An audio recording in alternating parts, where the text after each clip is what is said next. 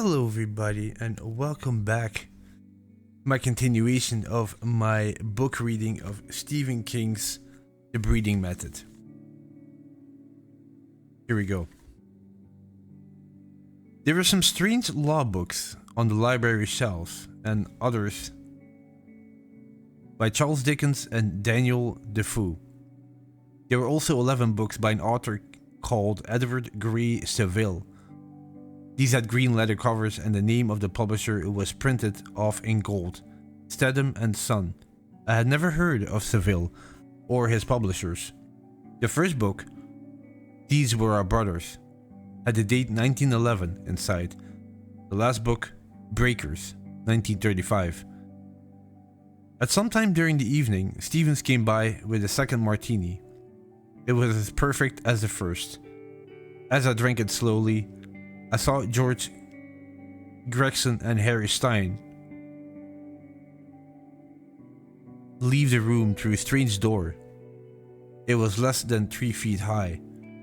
They left it open and soon after I heard the soft sound of a billiard game. Stephen passed by and asked if I want another martini. I was really sorry to have to say no. He nodded. Very good, sir. His face never changed, but I got the feeling that I had pleased him. Later someone threw something into the fire and for a moment the flames changed colors. It made me remember a time when I had done something similar as a child. The memory was strong and not at all sad, just pleasant. It feels it is important to say that, although I don't know why. I saw that most of the others had pulled chairs around the fire in a half circle. Then Stevens came with a plate of hot sausages. Harry Stein returned through the small door and introduced himself to me. Gregson stayed in the billiard room.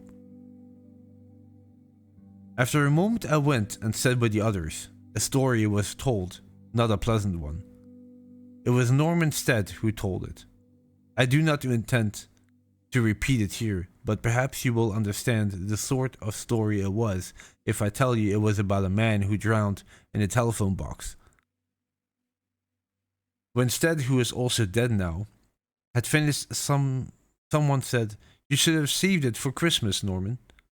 The others laughed, which I did not understand then, but do now. There were other stories. Waterhouse told a funny one, but I will pull a curtain over them. They are not my stories tonight. Just before midnight, men began to leave. I saw Waterhouse putting on the overcoat which Stevens was holding for him, and decided it was the right time for me to leave too. It seemed strange that Waterhouse might go without saying anything to me, but no stranger than the other things that had happened that evening. I stepped out just behind him, and Waterhouse looked around as if he was surprised to see me, and almost as if he had just woken up from a light sleep. "Shall we share a taxi?" he said, as if we just met by accident on this empty, windy street. "Thank you," I said. I wanted to mean more than just thanks for his offer to share a taxi. And when we were inside the car, I said, "I enjoyed your story very much. It was very funny."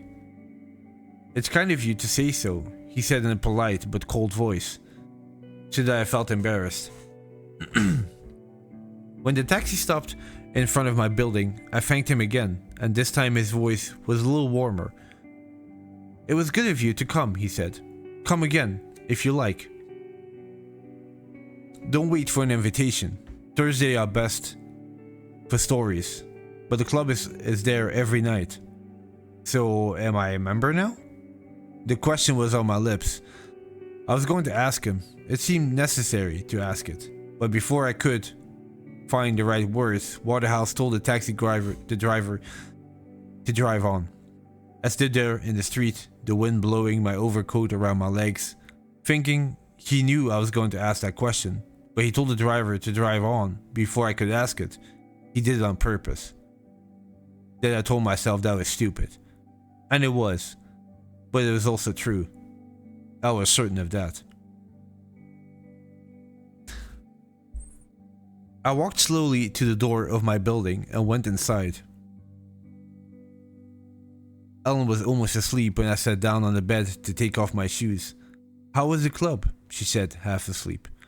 A thought came into my head. If I tell her, I will never see the other side of that door again. "It was alright," I heard myself saying. Old man telling war stories. "I told you it was going to be. But it wasn't bad. I might go back again. It might do me some good at the company." Ellen laughed, but fell asleep moments later. I went down to the kitchen and poured myself a glass of beer. I sat at the table drinking it slowly, looking out the window. The thought that had come into my head when Ellen had asked me about the club, and the thought I had when George Waterhouse taxi had driven away, both were foolish, weren't they? What could be wrong with telling my wife about a harmless evening at my boss' club? And suppose something was wrong with telling her?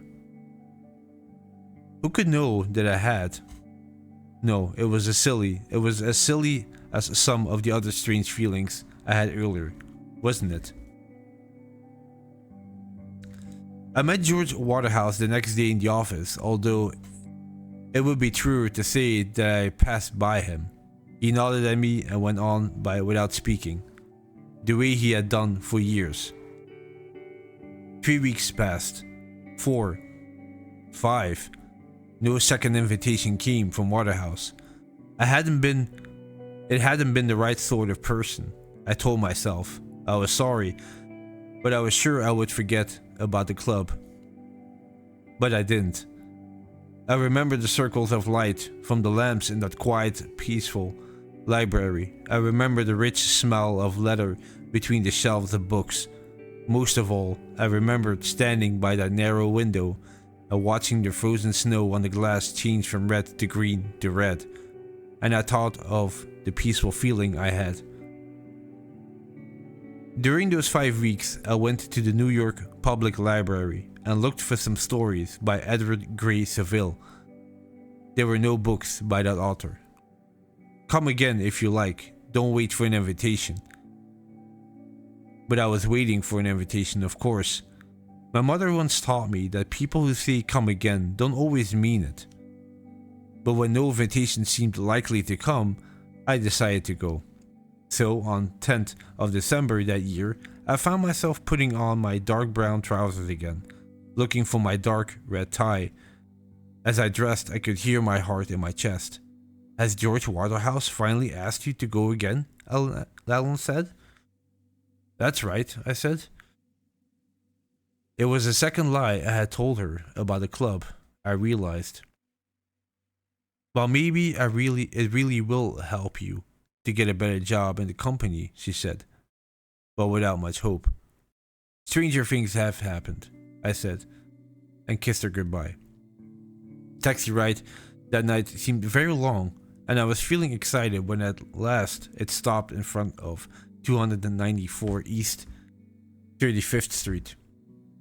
I paid the driver, got out, and walked towards the steps leading to the front door. As I climbed them, my excitement turned to doubt. What was I doing here? The door was made of thick wood, and looking to me as strong as the door of a castle. There was no doorbell, nothing to knock on with, and of course no Waterhouse waiting to take me in. I looked round. The street suddenly looked darker, colder, more dangerous. The houses all looked as if they held secrets, or were hiding things that were better left a mystery. Their windows looked like eyes. Somewhere behind one of those windows, there may be a man or woman planning murder, I thought, or maybe doing it. Then suddenly the door was opened and Stevens was there, but his eyes did not know me. Then there was another moment when I saw, in perfect detail, the rest of my evening. 3 hours in the quiet bar, 3 martinis, perhaps 4, to help me forget that I had been a fool, going where I wasn't wanted. I saw myself going home, a little drunk, and pretending to Alan that I had become bored with the same old war stories. Go back? I might say perhaps, but I doubt it. And that would be the end of it. Except for my own embarrassment. I saw all this in the emptiness of Stephen's eyes. Then the eyes warmed. He smiled a little and said, "Mr. Adley, come in. I'll take your coat." I went inside and Stevens closed the door firmly behind me. How different a door can feel when you are on the warm side of it. He took my coat and went away with it. I went into the library. A man called Johansson was there, reading his newspaper. In another island of light, Emlyn McCarran was playing a card game with Peter Andrews. Waterhouse was there, reading the New York Times. He looked up, nodded at me without surprise, and disappeared behind his newspaper again. Stevens brought me a martini without my asking him. I took it in among the shelves and found those green leather books by Edward Gray Seville. I began reading them that night, starting with the first. These Were Our Brothers. Since that night, I have read them all, and believe them to be 11 of the best stories written in the past 100 years. Near the end of that evening, there was a story, just one, and Stevens brought wine for us to drink while we listened. After the tale was told and people were getting ready to leave, he asked, "Who will bring us a tale for Christmas?" "I have something I have been thinking about," Peter Andrews said. "I don't know if it's quite..." "Thank you," Stevens said. People began to leave, and then Stevens was there, as if by magic, holding my coat for me. "Good evening, Mr. Adley. It was good to see you." "Do you really meet on Christmas night?" I asked Alan, and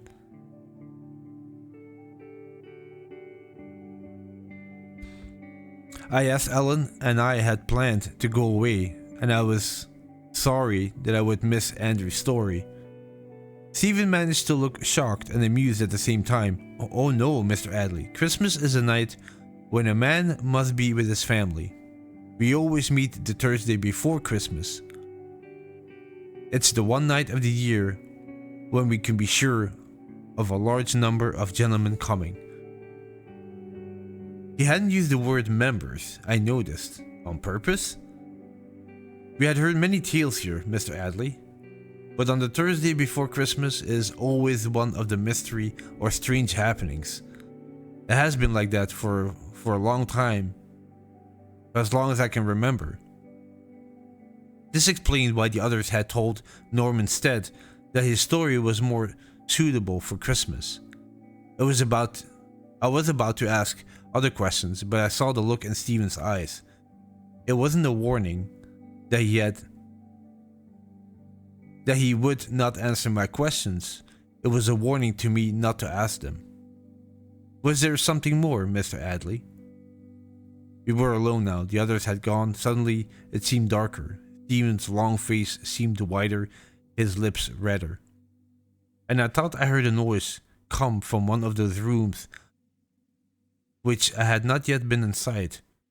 It was a horrible sound, like a snake dropping to the ground through thick mud. I did not like it. Not at all. No, I said in a voice that did not sound like my own. Nothing more. "Good night then," Stevens said. The heavy door closed behind me. I heard a lock turn. And then I was walking towards the light of 2nd Avenue, not looking back over my shoulder, afraid to look back, afraid I might find some horrible thing was following me, or see some secret that was better not known. I got to the corner, saw an empty taxi, and waved at it to stop. "More war stories?" Alan asked me that night. "There was a war story or two," I said, taking off my overcoat. Most of the time, I sat and read a book. "Are you going to join this club?" "I suppose I might. if I'm asked. I felt uncomfortable. If there were members at 294 East 35th, I knew that I already was one. The Thursday before Christmas came. That evening was similar to the others, but different in two ways. There were more men there, perhaps as many as 18, and there was a feeling of excitement in the air. When I got to the time when people usually begin to leave, I saw Peter Andrews sitting by the fire with a small packet in his hand. He threw it on to the flames without opening it, and a moment later the fire began to dance with every color you can imagine, and some you can't, before turning yellow again. Chairs were pulled around over the fireplace. I could see the words, "It is the tale, not he who tells it." Stephen passed among us with wine. "Happy Christmas" was said several times, and Stevens was quietly giving money. Although I was not a rich man, I found my own wallet and took out $50. I put it into his hand when he gave me my wine.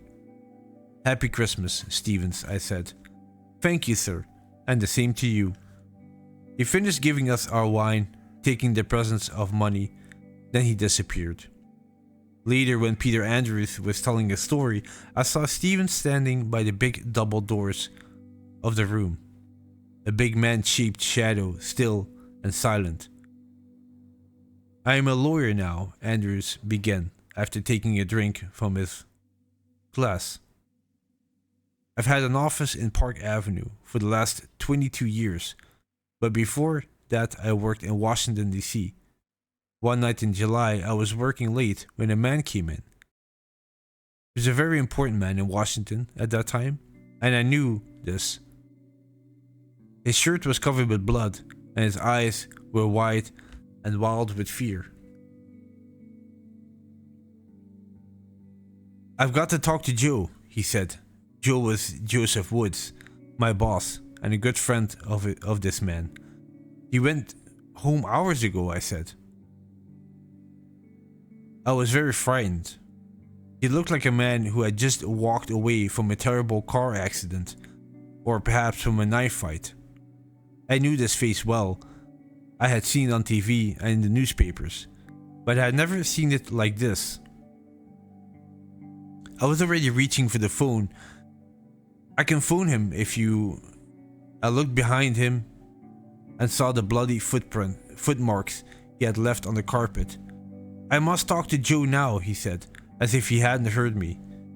"There is something in the back of my car, something I found out in Virginia Place. I've shot it and pushed my knife into it, and I can't kill it. It's not human, and I can't kill it." He began to laugh, and then to scream, and he was still screaming when I finally got Mr. Woods on the phone and told him to come as fast as he could.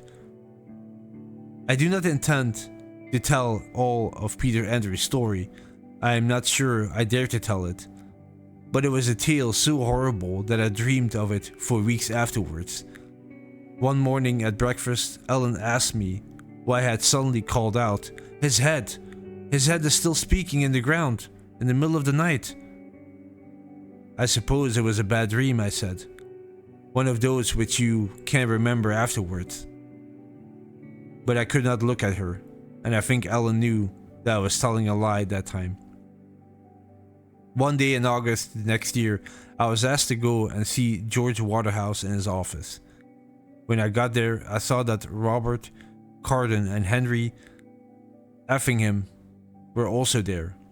For a moment I was afraid I had done something badly wrong and was going to be asked to explain it. Then Carden said, "George thinks the time has come to make you a partner, David. The rest of us agree." There were no bad dreams that night. Ellen and I went to a restaurant for dinner, drank too much, then went on to a club where we listened to music until 2 o'clock in the morning. We were both unable to completely believe what had happened. Late that year, I was sent to Copenhagen on business for 6 weeks. I returned to discover that John Henraham, one of the men who came to 294 East 35th Street, had died. The rest of us gave money for his wife, and it was given to Stevens to post to her. Arlene Hanrahan was a member of Ellen's theater club, and Ellen told me sometime later that Arlene had received $10,400. The message with it had said, "From friends of your husband John, nothing more." "Isn't that the strangest thing you've ever heard in your life?" Ellen asked me. The years went by. I discovered other rooms upstairs. At 249, there was a writing room and a bedroom where guests sometimes stayed overnight, although after that snake in the mud noise I have heard, or imagined I have heard, I could never sleep there. In those same years, I read again the books of Edward Gray Seville, and discovered the books of a wonderful poet called Norbert Rosen. Norbert Rosen, yeah. All three of his books were published by Stedham and Son, New York and Boston. I remember going back to the New York Public Library, but although I searched through many books and magazines, some of them 20 years old, I could discover nothing at all about a publisher called Stedham and Son. A year later, perhaps maybe 2 years later, I was talking with a man whose business was very old books. I asked him about Stedham and Son. He said he had never heard of them. I thought about asking Stevens, saw that warming light in his eyes, and changed my mind. And there were stories during those years. Tales, to use Stevens' words. Funny tales, tales of love, frightening tales, yes, and a few war stories, but not the sort Ellen imagined. I especially remember Gerard Tosman's story, a tale of an American general called Carruthers, who was killed by a bomb. Carruthers was thought to be mad. He was responsible for more than 18,000 of his soldiers getting killed up to that time. At the moment that bomb fell, Carruthers was pointing at a map, explaining another mad plan of his own, a plan which would only result in even more of his soldiers being killed. Gerard was among those in the room listening to him when the bomb fell. Afterwards, when the dust began to clear, Gerard Tosman was the only one still alive. Deaf and covered in blood, he saw the body of Carruthers and began to scream and laugh.